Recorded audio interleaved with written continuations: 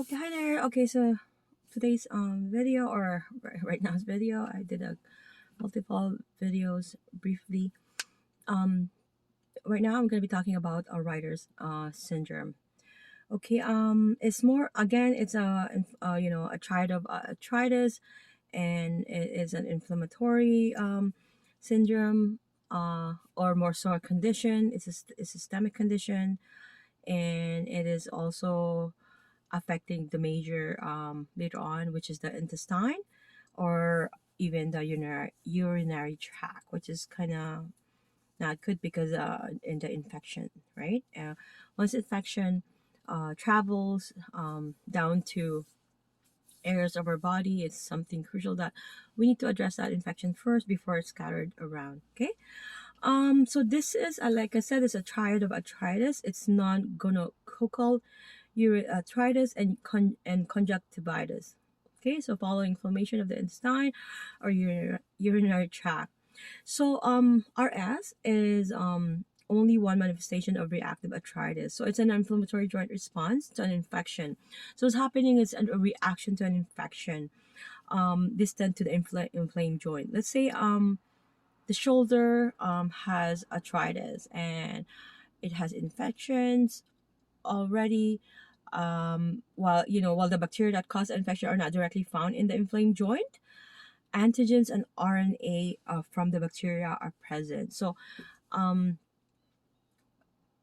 it's unknown, it's idiopathic, and it's hard um, to trace what's causing it, but that's all they can explain about it. But associated with an initial infection of genetically susceptible person by salmonella. So and also a Shigella, Campylobacter, or Yersinia bacteria in the GI tract, or the Chlamydia trachomatis in the urinary tract.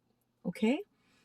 Um, so what's happening there is there's that bacteria and that infection happening, and it's traveling down to our GI, and it's not really good. Salmonella is a factor that we need to avoid because it's giving us a more risk for this type of condition. So there also may be a connection to the HLA B27 antigen in some persons who develop Reiter's syndrome, but most cases are seen in adults after an episode of gastroenteritis. So, Reiter's syndrome was thought to be 20 minutes time more common in males than females, but it's now believed that male to female ratio is 5 to 1. So, early symptoms include joint stiffness, myalgia, and low back pain. Arthritis develops up to 3 weeks after the initial infection. So, typically, joint movement, um, if we're doing some movements and we're gonna have to involve asymmetric, so we're gonna have to check more so. And then the feet, ankles, knees, and wrists are commonly affected with a Reiter's syndrome. So those with severe or chronic Reiter's syndrome are more likely to have the spine affected as well, including the SI joints, which is the sacroiliitis, right? So inflammation occurs most at the insertion of a tendon to a bone rather than or in addition to the synovium. So let's say, for example, the plantar fascia and the Achilles tendon um, attachment are the calcaneus are commonly inflamed. So in the toes and fingers, this presents as a uniformly swollen digit, termed as sausage digit. So if you I am not well equipped to show us a picture, but sausage digits most are like inflammation on the digits usually here. Majority of the cases, arthritis does not lead to permanent disability though or joint deformity, if the inflammation is treated or is if there's any infection that's happening. Some people with Reiter's syndrome have repeated attacks of arthritis lasting from 3 to 6 months. So imagine 3 to 6 months. That is really successive flare-ups. It's really severe. Although it's different joints may be affected each time. However, more than half of those affected will not experience other flare-up. Okay, that's something to to compensate for. Conjunctivitis is experienced by 40% of those with Reiter's syndrome. So while uroarthritis and cystitis affect both men and women who have the syndrome. So associated skin problems are a rash on the plantar surface of the foot, and there's a painless sores in the mouth or external genitalia. Hmm. So the symptoms fluctuate or are not experienced by all persons with Reiter's syndrome or RS.